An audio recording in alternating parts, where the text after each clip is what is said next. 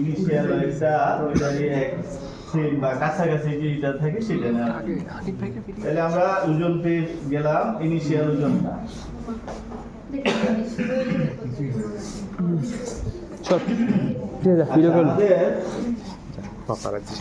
Peeling এর সময় peeling sample হোল্ডারটা আমরা দেখাইছি, স্যাম্পল হোল্ডার। আজকে অ্যাব্রেশনের সময় আমাদের অ্যাব্রেশন স্যাম্পল যে ভেরিয়েশনটা যদি আমরা খেয়াল করি এখানে ডিফারেন্স ওইটার মতো না। যেমন এটা একটা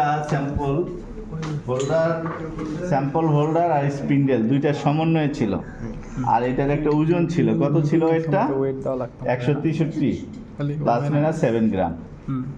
আর আমরা যখন ওভেন করতাম সেক্ষেত্রে কি বলছি, এক্সট্রা ওয়েট দিতাম, একটা এক্সট্রা ওয়েট 260 গ্রামের একটা ওয়েট এখানে অ্যাড করছিলাম এইভাবে। ওয়েটটা এই যে সেন্টার বরাবর দিছি। আর আজকে আমরা ওয়েট ডিভাইসটা ইউজ করব উপরে, ফোর্সটা আমাদের যে স্পিন্ডেল আছে এটার উপরে এইভাবে আমরা ইউজ করব। কত করে ওয়েট এগুলো? এটা আসবো, আমরা ওই পর্যন্ত একটু অপেক্ষা করি। তা আমাদের স্যাম্পল হোল্ডারের সাইজটা আমরা খেয়াল করলাম। এটাতে সাপোর্ট দিছিলাম আমরা কি 90 মিলিমিটারটা একটা শেল, আর আজকে আমরা এখানে সাপোর্ট দিব একটা ফোম, পলি ইথার ইউরিথান ফোম। এটার ফুল মেইন মিনিং হচ্ছে পলি ইথার ইউরিথান ফোম, সংক্ষেপে ফোম বলা হয়। এই পলি ইথার ইউরিথান ফোমটা আমরা সাপোর্ট দিব। আর তার আগে আমরা বলছিলাম যে আমাদের এখানে স্পেসিমেন হোল্ডার বা স্যাম্পল হোল্ডারটা যদি আমরা খেয়াল করি আমাদের পিলিং এর থেকে একটু ডিফারেন্স। এখানে আমাদের এই তিনটা ডিভাইস এখানে আছে, তিনটা ডিভাইসের সমন্বয়ে আমরা এটাকে সেট করব। আমরা যদি খেয়াল করি মেশিনের এই অংশটা এতদিন যাবত দেখে আসছি, এটাকে আজকে কাজে লাগাবো। এই অংশটাকে বলা হচ্ছে ব্রাশ নাট, এই অংশটা বলা হয়েছে ব্রাশ নাট। পিলিং এর সময় আমাদের যে ডিভাইস ছিল একটা প্রেসিং ডিভাইস, সেটা সাপোর্ট দিয়ে করছি। আজকে আমরা ব্রাশ নাটের সাপোর্ট দিয়ে স্যাম্পলটা গ্রিপ করাবো। এই অংশটাকে বলা হচ্ছে metal mounting device. Metal mounting ডিভাইসটা আমরা সেট করব ব্রাশ নাটের উপরে।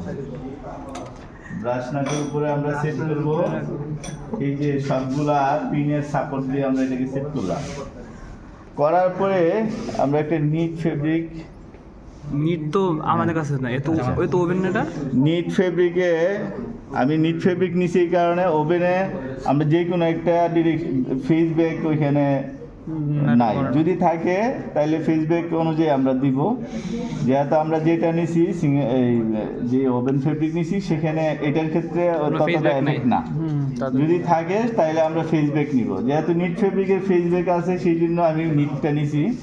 এখানে আমরা যদি খেয়াল করি ফেসটা কোনটা, ওয়েলস প্রমিনেন্ট নাকি, যে অংশতে লেখছে সেটাই ফেসটা ওয়েলস দেখা যাচ্ছে, এই পাশে দেখা যাচ্ছে না, তাহলে এই অংশটা হচ্ছে ফেস।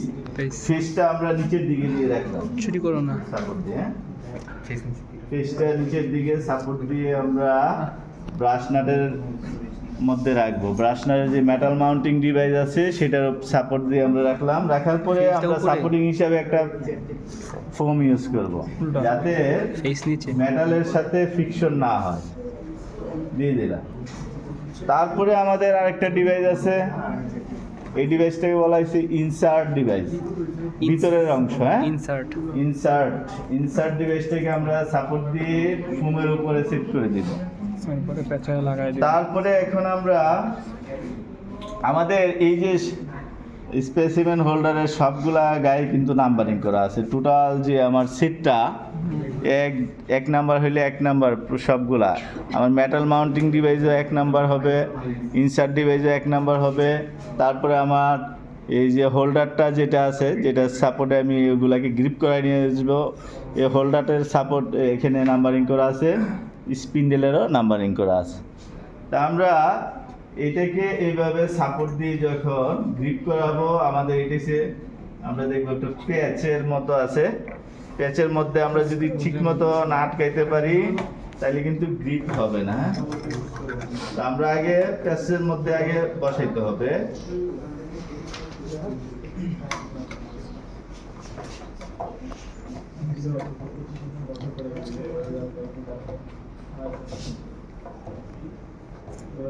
Clockwise দিছে। ক্লকওয়াইজ সাপোর্ট দিয়ে আমরা এই যে গ্রিপ করাই নিয়ে আসলাম।